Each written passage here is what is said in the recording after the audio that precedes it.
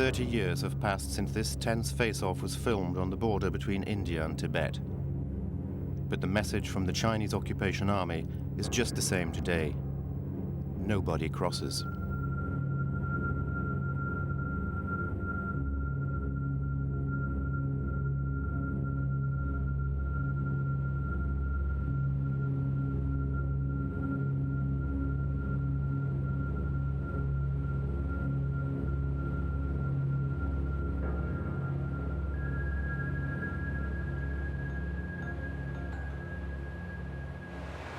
Friendship Bridge. This is the official checkpoint between Tibet and Nepal. In the distance stands the Tibetan town of Khasa, called Zangmu by the Chinese. On this side is the Nepalese village of Kudari.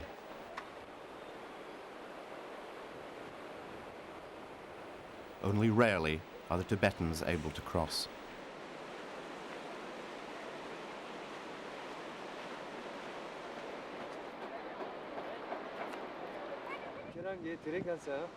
Do you ever see Tibetan refugees crossing the border illegally?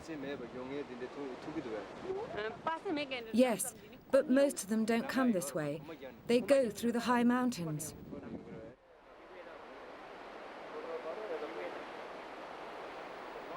Exhausted, starving, and often injured, the refugees walk in desperation for weeks before finally reaching Kathmandu, where they are looked after by the services of the exiled Tibetan government.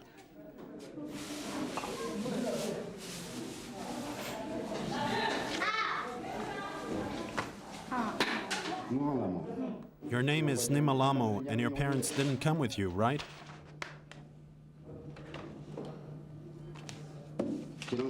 But there were over 30 other people in the group with you, that's right? Here's your card.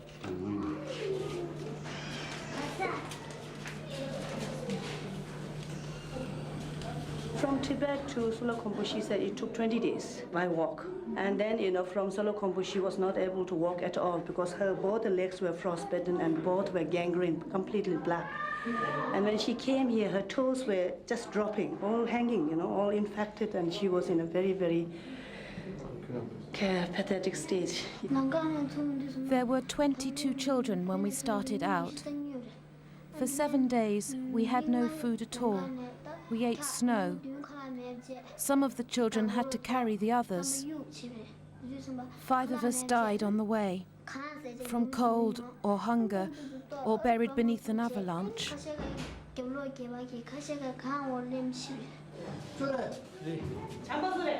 Thousands of people flee Tibet every year in such conditions.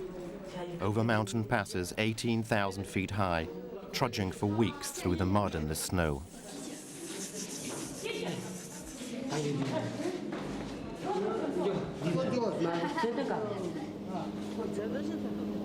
It is the same route we hope to take, but in the opposite direction, going from Nepal back to the very roots of the Exodus.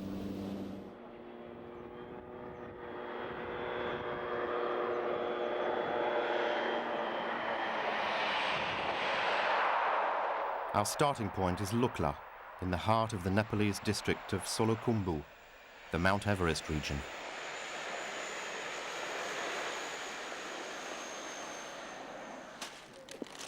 While one of our crews heads directly for Tibet's capital, Lhasa, we set out on foot for a journey that's going to lead us to the threshold of the Snow Kingdom, the Nangpa La Pass, also called the Path of Shakumbu, which most Tibetans fleeing their country try to follow.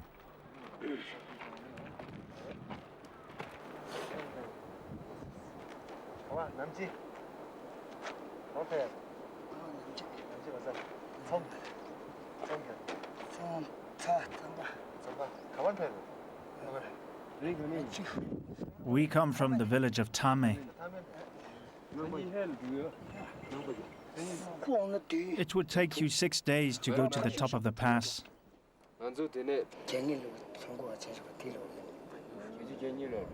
The restricted area starts at this rock. From here, one path leads up to the summit of Cho Oyu, the other to the Nangpa Glacier. This strategic area is strictly forbidden by the Nepalese, being opened at the very end by a narrow pass onto Tibetan territory.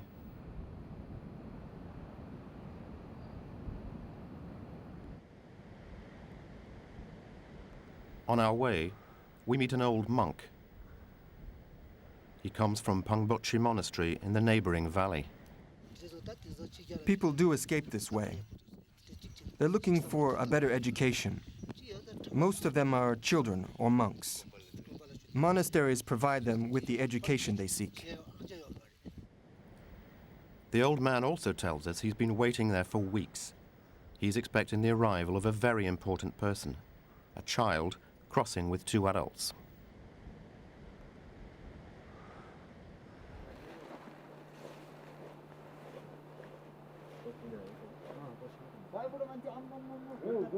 We're in luck, as a Sherpa shepherd offers to guide us over the extremely rough terrain up to the pass the following morning. So, you just show him the border, explain where it's dangerous, where the Chinese are. Then you can come back.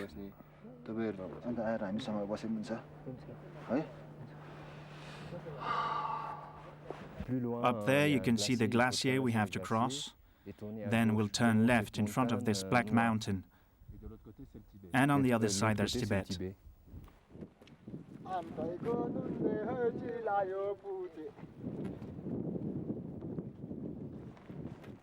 For a whole day we skirt the Nangpa Glacier, an icy monster dragging millions of tons of rocks along its path. Hundreds of children try to cross it in the middle of winter, without guides or equipment, struggling along by themselves.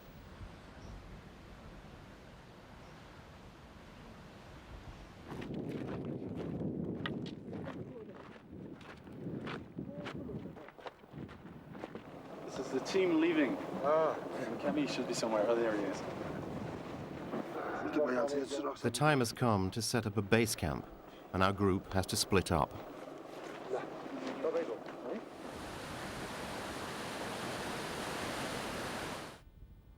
Only 5 of us will reach the snow line at the foot of the pass.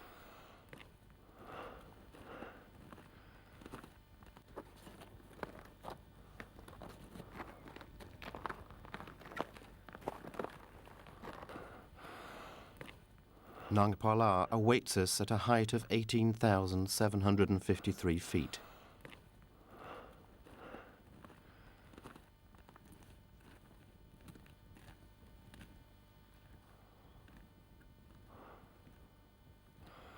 Finally, we reach the border.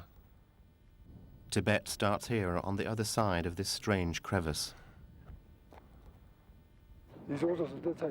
If I were you, I wouldn't go any further. The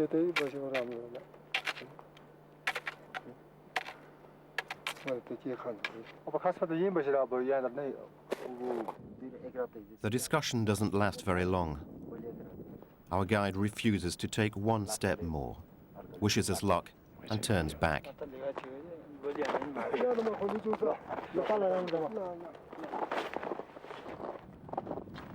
As for us, we head towards the unknown, penetrating down the slope into Tibet.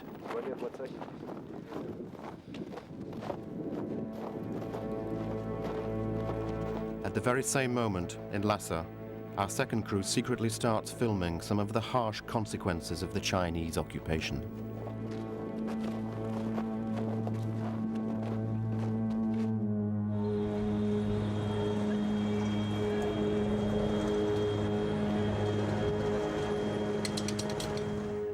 Lhasa, capital of the autonomous region of Tibet. The Potala, former palace of the Dalai Lamas, still dominates the center of the city. But now nothing escapes the eye of Beijing.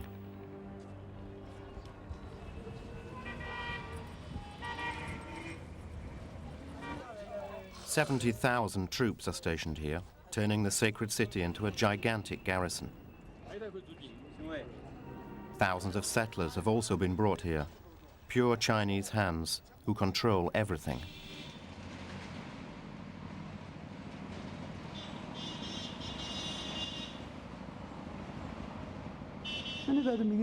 The whole Potala area is held by the Chinese. It is ours. This is what they say. Over there, everything is brand new, the buildings are clean. Very few Tibetans can be seen in that area. Overall, including restaurants and shops, the population is made up of 20 to 30% of Tibetans. Most of them are living in the bar core. All the rest of Lhasa, all the nice neighborhoods where you can make money, are owned by the Chinese.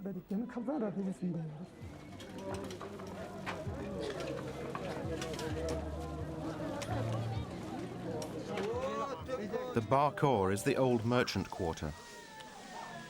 Around the central Jokang temple, the traditional Buddhist rites live on.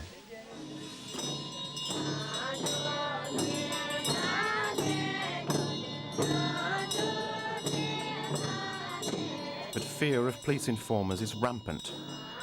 Mixing with the crowds, plainclothes agents keep their ears and eyes open.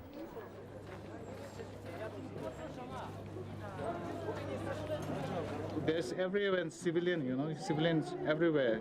You don't find it. You just see it. If someone shouted, just shouted for independence, shout. Within a second, everyone reaches. They grab you and took you.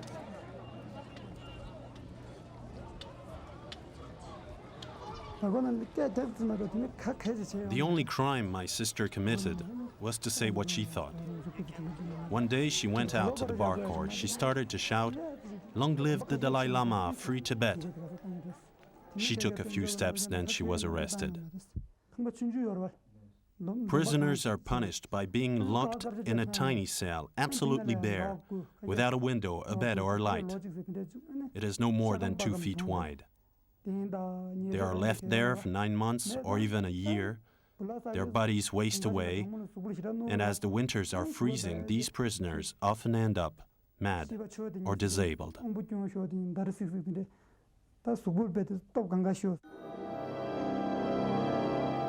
On the 1st of May 1998, prisoners in the Drapchi jail mutinied.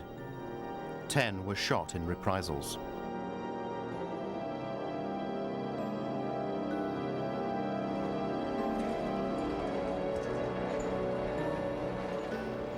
"40 years ago, the Dalai Lama took the road to exile. Since then, troops of the People's Liberation Army have relentlessly crisscrossed the country from one end to the other. As for the religious activity, it has constantly been targeted as a potential source of protest.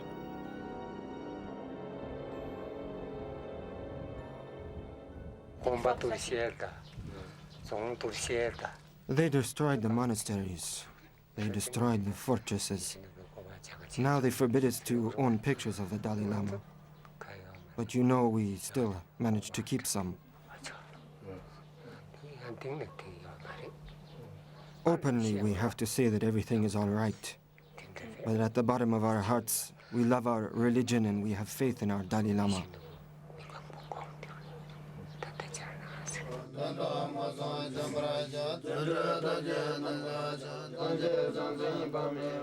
The 46,000 monks and nuns registered in more than 1,700 monasteries across the country have to withstand permanent psychological pressure. Many would love to enter a monastery, but it is very difficult. There are a lot of formalities. Above all, you have to strictly follow the Communist Party line and bow to the Chinese government. For 2 years now, monks have had to endure political indoctrination, just like the party members.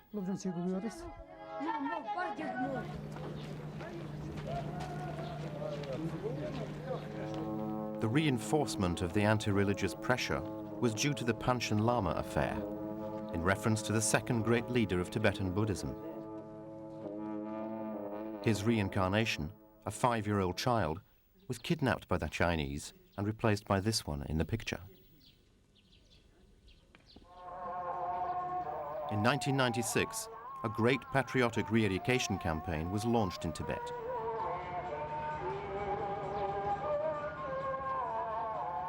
Its purpose was to end all seditious activities.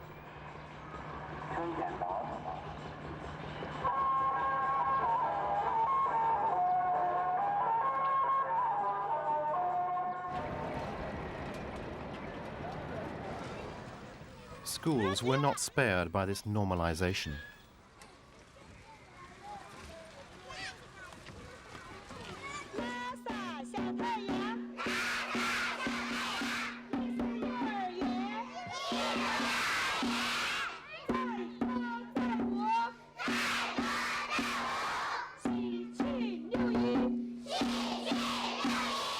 So that is also kind of study hard and getting better one day than one day. Something like that means they have usually the two letters, Tibetan, the up is the Tibetan, the bottom one is Chinese.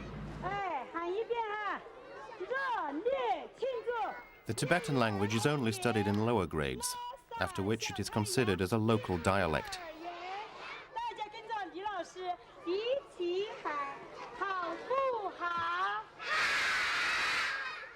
The most of them they have to study in Chinese because in getting higher and higher, all these subjects teaching in Chinese, like geography, chemistry, they haven't yet translated into Tibetan all these textbook.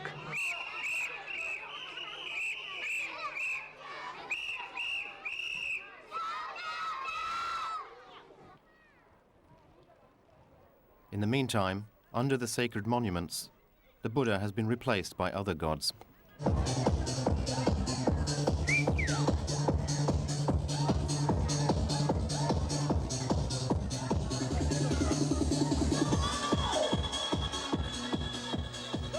Nightclubs provide Tibetan youngsters, under close surveillance, with alcohol and techno music. This type of Western culture is curiously the most effective means of integration. Also, with the full approval of the authorities, hundreds of prostitutes stand on the pavements of the sacred city.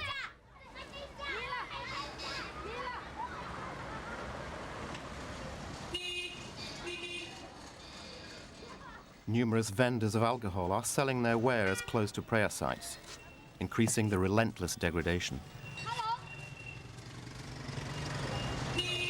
Little by little, Tibet is dying.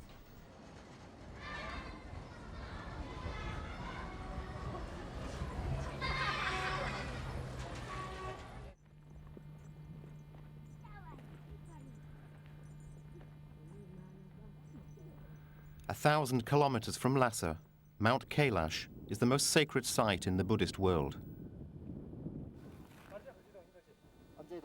According to legend, it is the home of the gods.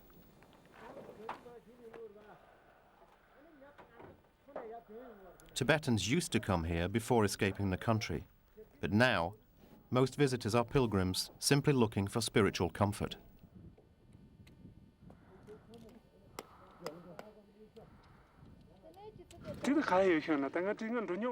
Of course I keep His Holiness the Dalai Lama in my heart, but I never went to see him and cannot do so. The journey would be much too long.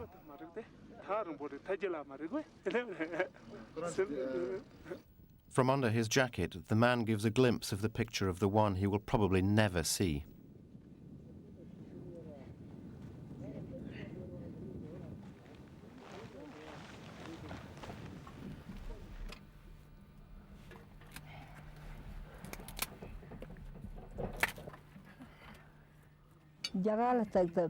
It would certainly be nice to leave the country, but I'm too old.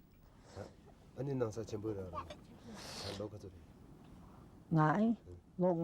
don't think I can go abroad before I die.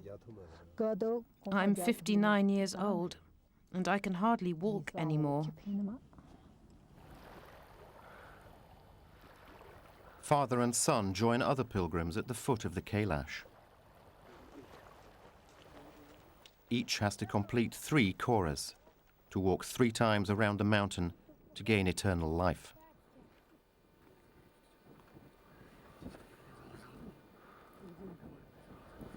They all know the Indian border is not that far away, 100 kilometers due south, but it has never been closed so tightly.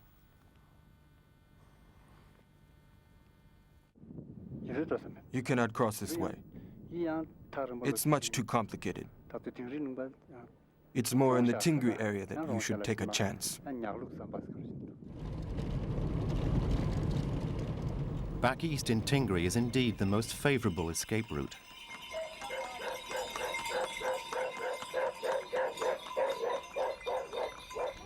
Here, more than 5,000 kilometers from Beijing, Tibetans can take a first step towards liberty.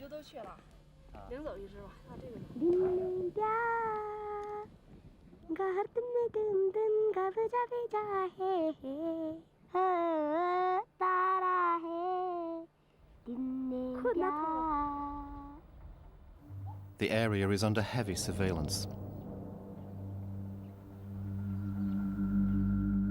Far ahead is Nepal, on the other side of the Himalayas, over the highest peaks on Earth. To the left is the north face of Mount Everest. Looking slightly westwards towards the right, there's a breach in the mountain. Here starts the road to freedom.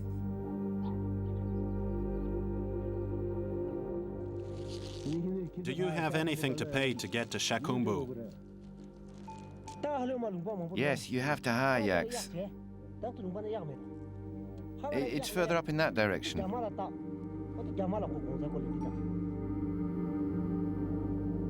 So it is here, in this mountainous gap in the middle of the Forbidden Zone, that our team is hiding, looking out for a group of refugees.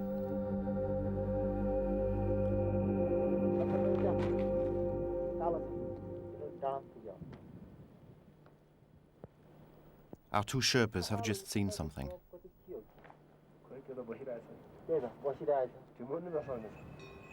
A man, a woman, and a child.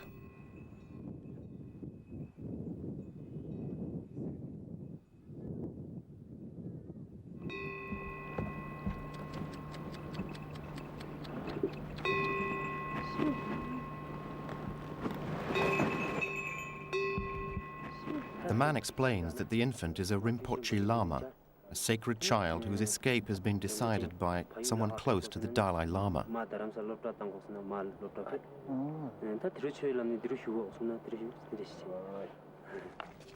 Nyao Wang is 8 years old. He is the reincarnation of a great Buddhist master called Dego Rinpoche, who had passed away long before he was born.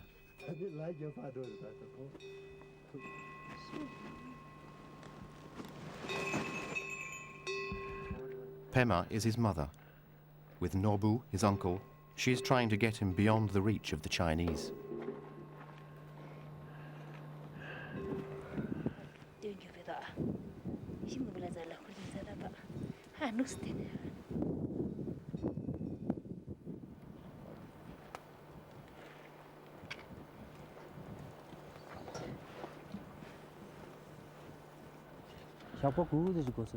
It has been 9 days since we left Lhasa. The Chinese don't respect us. They don't believe in our religion. Here, everything religious is controlled. It is in Nepal or in India at Dharamsala that most of the great masters are to be found. It's much better for the little boy's education to be there. If he had stayed in Tibet, he might have kept his title, Tulku, the reincarnated Lama, but he would not have had the right to be enthroned.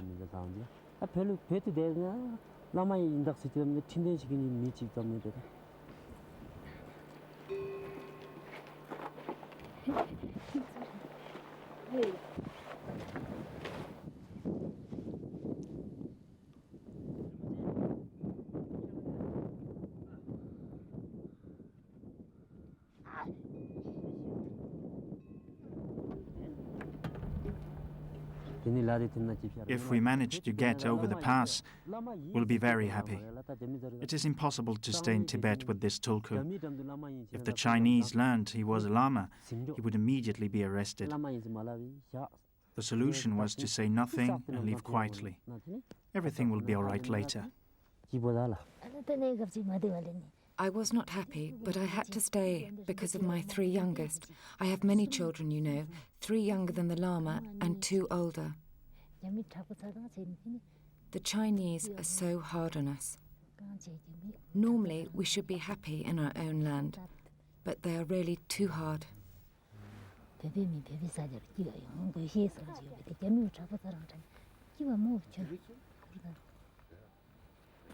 So to escape, most Tibetans have to pay guides. Others try to hide among herds of yaks to reach the border.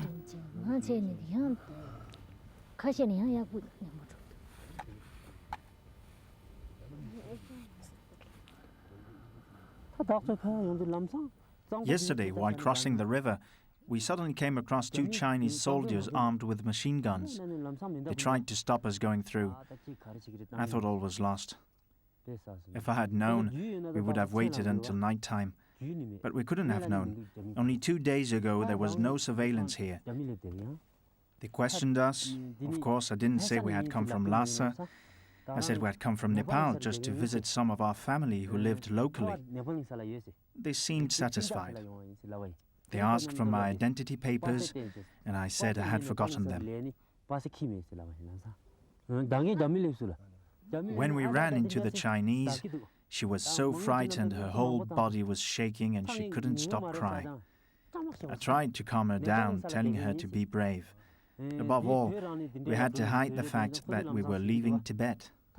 Otherwise, we could never have got out.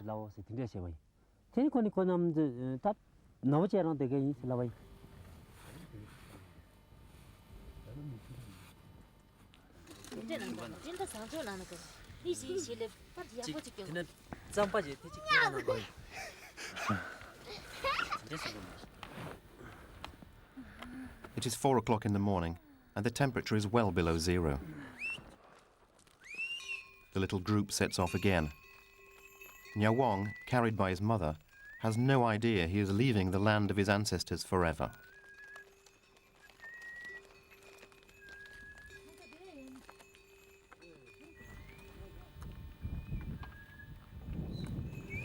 Nor does he know that he is passing at the foot of the famous 27,000-foot high Mount Cho Uyu.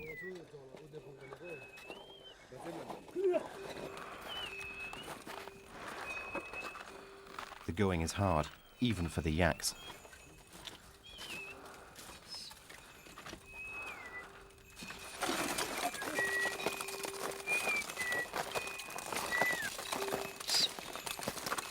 Ask him why is it so difficult to cross? We must not waste time. We've got to move on. Why do we have to go before the sun? It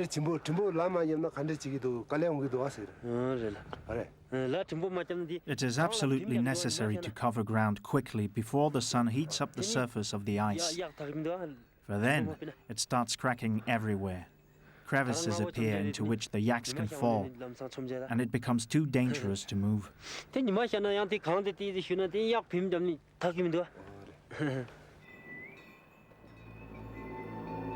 Indeed, the sun has been up for some time when we set off on the last stretch.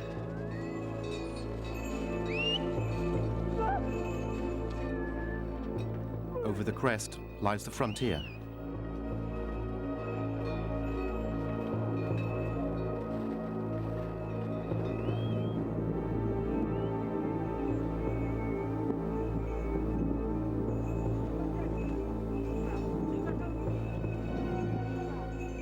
Pema and Nyawang are the first to cross the border, stepping across one last crevice, eagerly moving forward.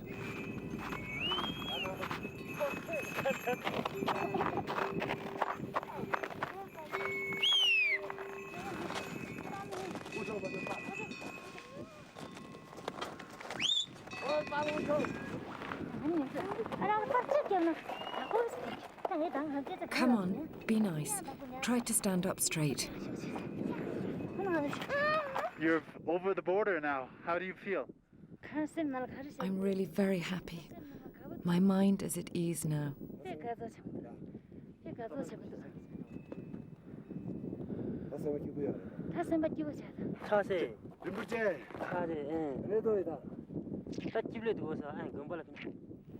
We break for a short rest, just long enough to hang up some prayer flags.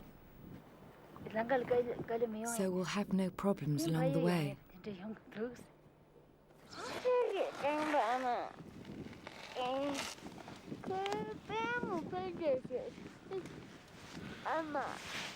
I'm cold, Mummy. My feet are very cold.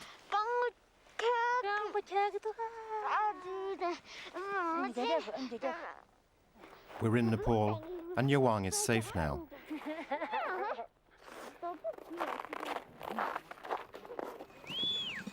But there's not much time to be lost here.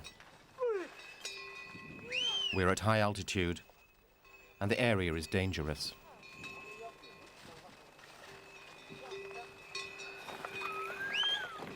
Many miles of rocks lie ahead, and we still have to cross the Nangpa Glacier.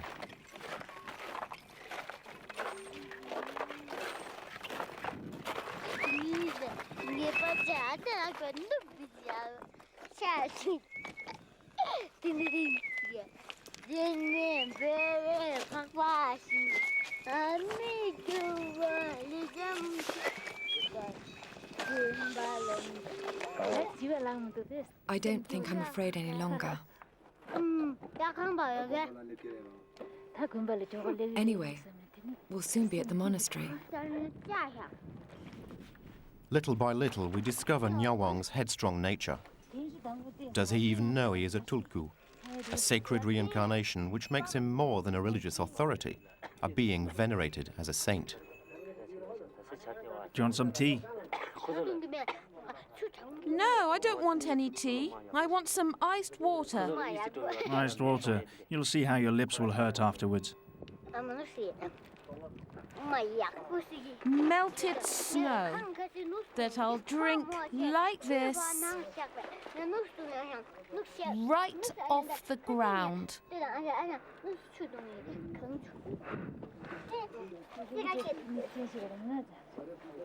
I want my glasses.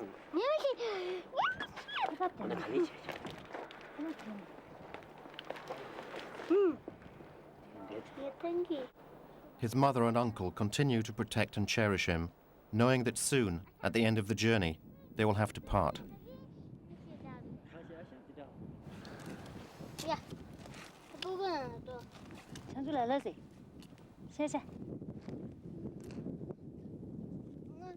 I want some meat.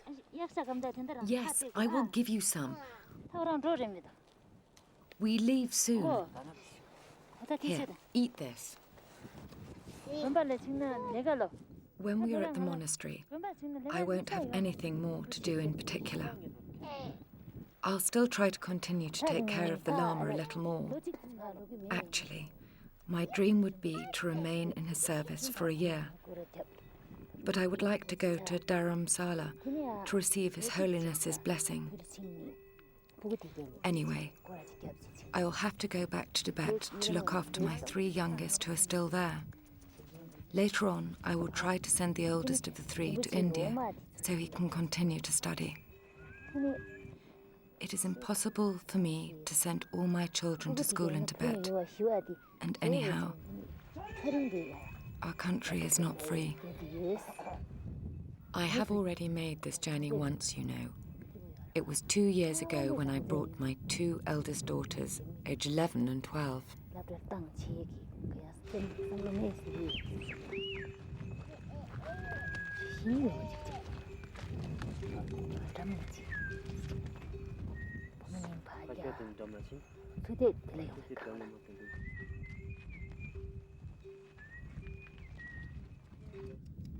Rocked by the motion of the yak, Nyawang has fallen asleep.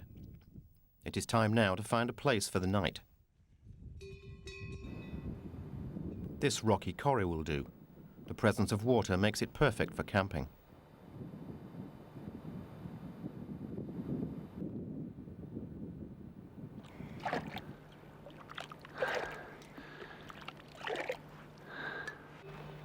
At dawn, Rinpoche Lama is still sleeping while the adults make tea.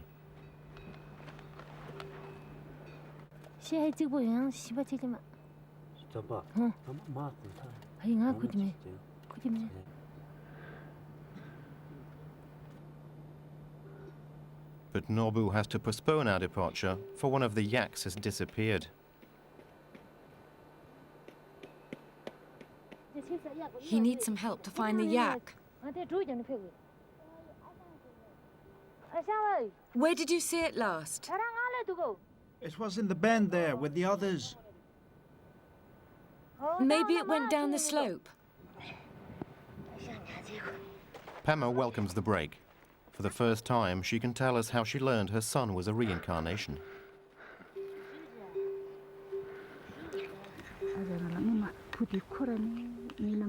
I was asked many questions at that time.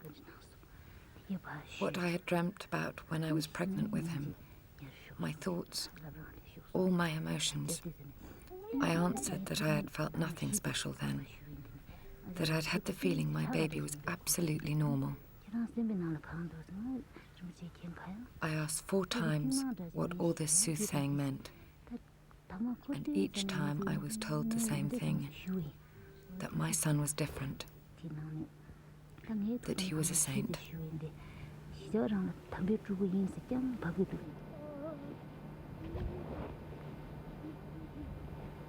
After searching for an hour, Nobu finds the yak.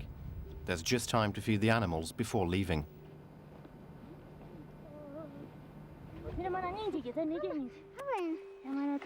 See, there's enough now.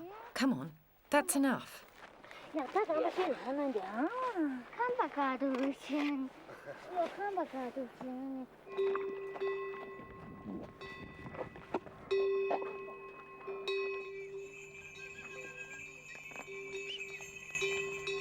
At last, we come across a group of nomads. They are the first people we have met since we crossed the border.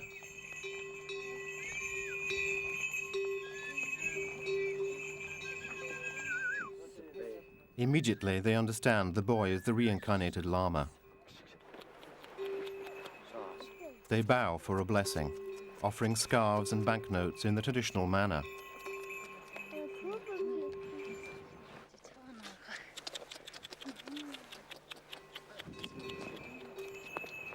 Nyawang is not used to such devotion, and this is just the beginning.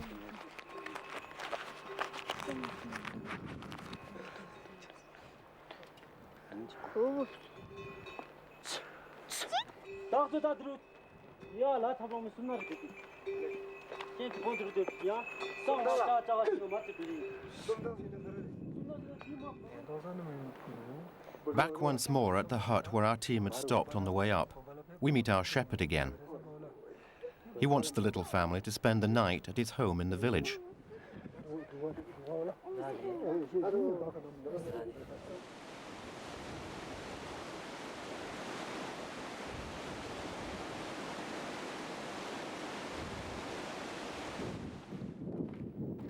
The journey is almost over. In Tami, we have to find the old monk we had left awaiting the Lama's arrival days earlier. We tell him the good news.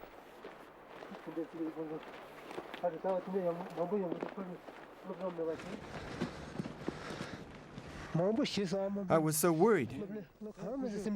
I've been waiting for a long time.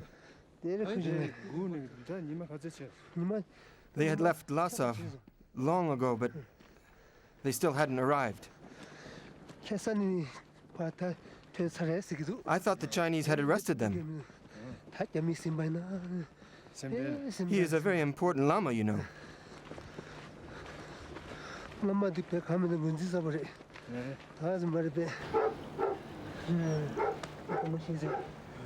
Rinpoche, give me your blessing. Rinpoche, do you recognize me?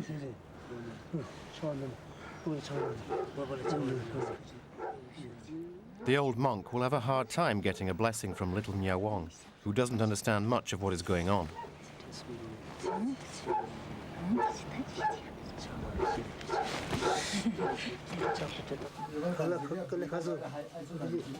We had a feeling you might be in danger, so we said some pujas, some prayers, so that everything would go right for you on your way.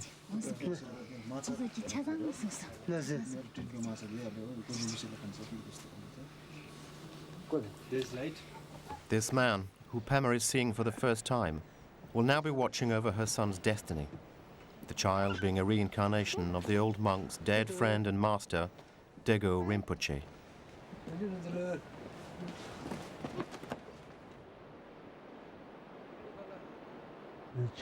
There is a place in Tibet called Yandego, and there was a monk who came from there.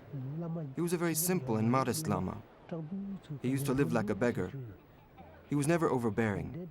In Tibet, we call that a Bedin Nyejo, which means a Lama of great wisdom, but who never shows it. He was one of those. There is no doubt whatsoever that this child is indeed the reincarnation of the Lama. Firstly, because he was recognized by Troshik Rinpoche, who is one of His Holiness's eminent professors. Troshik was asked to find where the new reincarnation was located, and after several years of searching, he identified a place. At the same time in Dharamsala, those who had been close to the previous Lama asked His Holiness the same question, and he replied that it was necessary to look near Niarim, which is exactly the same place.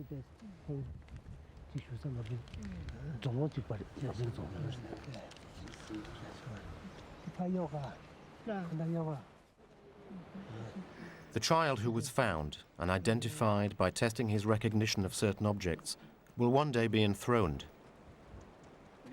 Nyawong Changchup Rinzin Rinpoche, to give him his full name, is henceforth the new Lama of Solukhumbu. And this is his predecessor Dego, whose character and qualities he is meant to have assumed.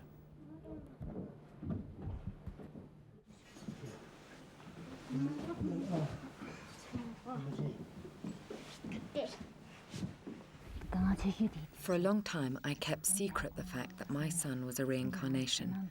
I even asked my family in the Niarim area to keep the secret. Otherwise, the Chinese governor would have created big problems for me.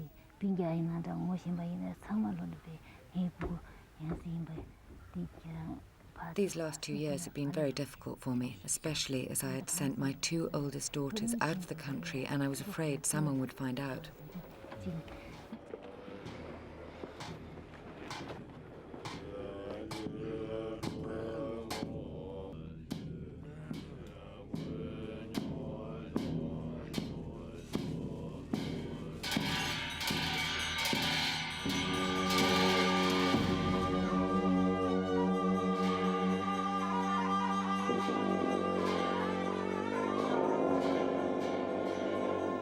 Nyawong Rinpoche received a royal welcome, yet his life will not always be easy. There will be no more childish silliness and games. From now on, his strict and disciplined education will be in the hands of the Pangboche monks.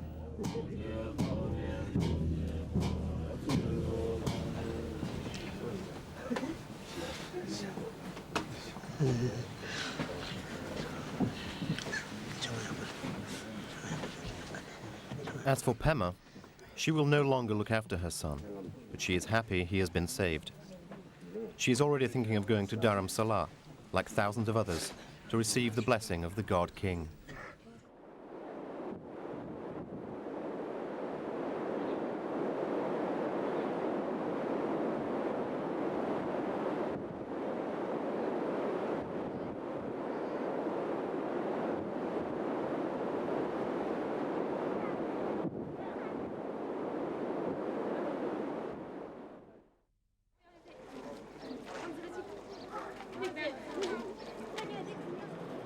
MacLeod Ganj is Little Lhasa, the biggest Tibetan community in exile.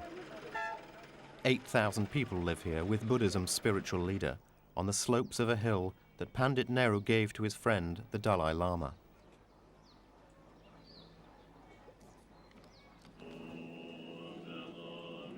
Strangely enough, His Holiness is today critical of the growing flood of refugees.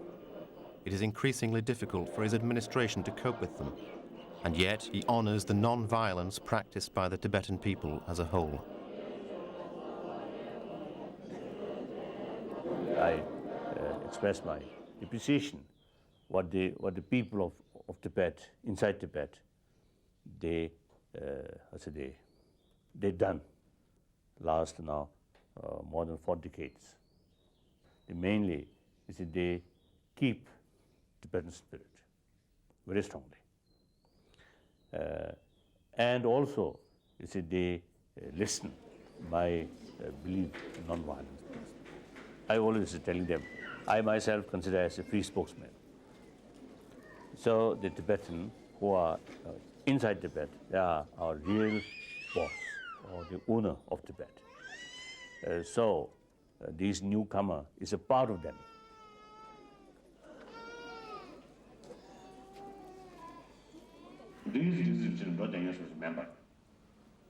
Today, His Holiness is inaugurating the 10th celebration of the Tibetan Youth Congress, the political expression of the exiled nation. Many of its members are former refugees.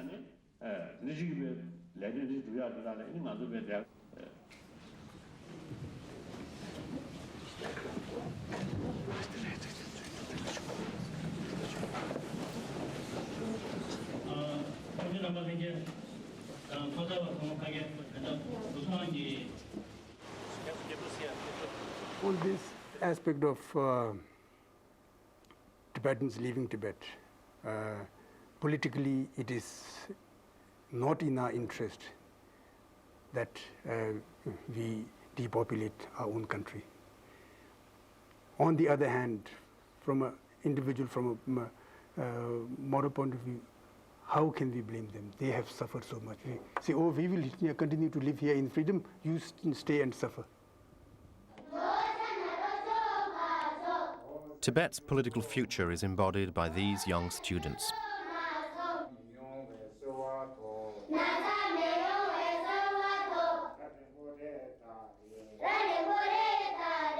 The children's village school provides them with an authentically Tibetan education, and this time in their own language.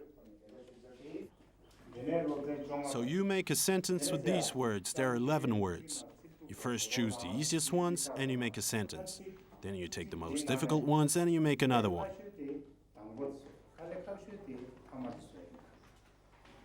When this class was filmed a few weeks earlier, we didn't know that the girl who came up to the blackboard was Pema's younger daughter, our little Lama's sister.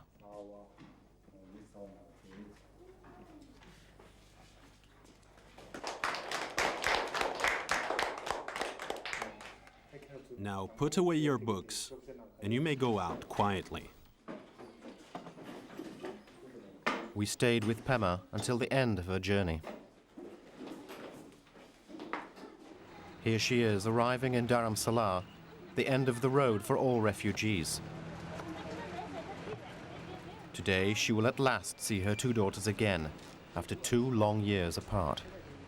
Home? Is it home?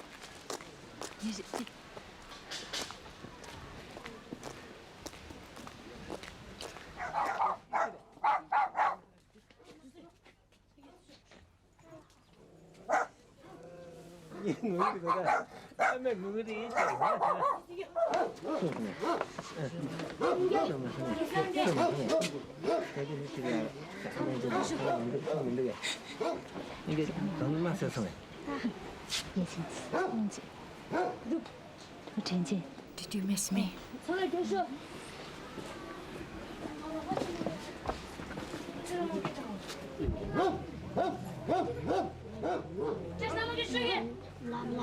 Mummy, do you want to come back tonight?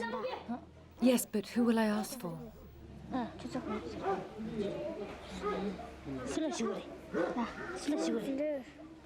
Because tomorrow we have school. So who should I speak to, darling? I don't know. We have study tonight. It can be arranged. Naturally, the two girls do get permission to go out with their mother.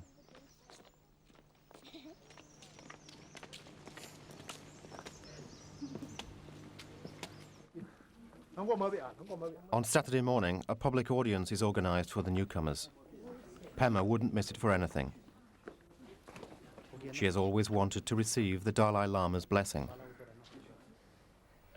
This type of ceremony is usually never filmed, but this time, exceptionally, a camera was authorized. When we saw these pictures, we discovered what often happens when refugees meet an incarnation of the deity after so much suffering. Pema was the most emotionally affected that morning.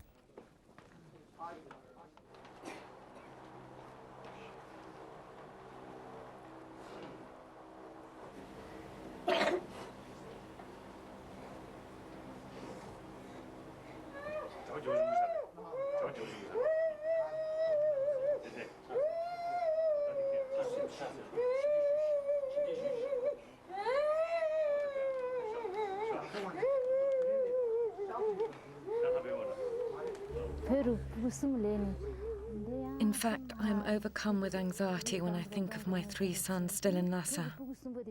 When they are safely out of Tibet, only then will I be fully at peace and content.